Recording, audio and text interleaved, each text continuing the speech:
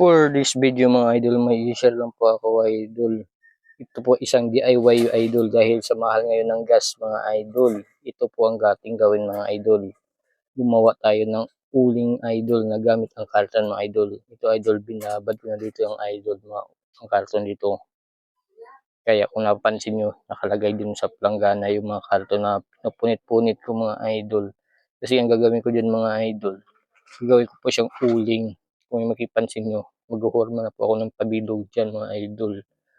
Yan mga idol, kung mapapansin nyo yan. Kaya pag nabilog na yan idol, pwede mo na siya ibilad mga idol. Ito idol, example lang po to idol. Napakita ko lang sa inyo paano gawin mga idol. Kung mapapansin nyo, nakababad ang karton. Yan. Mas maganda pag marami idol para maraming magawa mga idol. Kasi ito idol, napakaganda talaga to idol. Matagal po nauubos.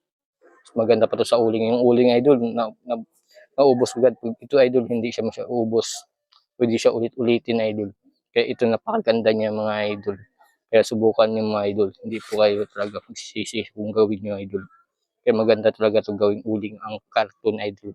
Sabi ko kung paano magawa ng uling na matibay mga idol gamit yung karton mga idol. Ito idol, dito mga idol, binabad ko na to idol. Kita nyo na yan, puro karton yan. Kunti lang itong ginawa ko idol kasi pakita ko lang sa inyo kung paano talaga na. Kasi ito idol, pag nabasa to siya at saka lumambot na, pwede mo na siya buuhin, bubulugin. Pag mabilog na to idol, pag mabilog na siya idol, kasi natin mabibilog pag di pa siya idol, lang malambot siya para mabilog idol. Yan. So, pag ganito lang idol, yan, pag nabilog mo na yan idol, ganyan. Maliit lang to, pag nabilog na idol, pwede mo na siya ibilad.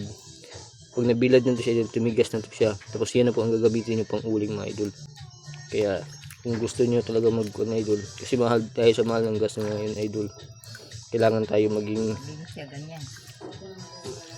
magbatsyag sa mga gawain mga idol. Kaya tingnan mo mga idol. Idol.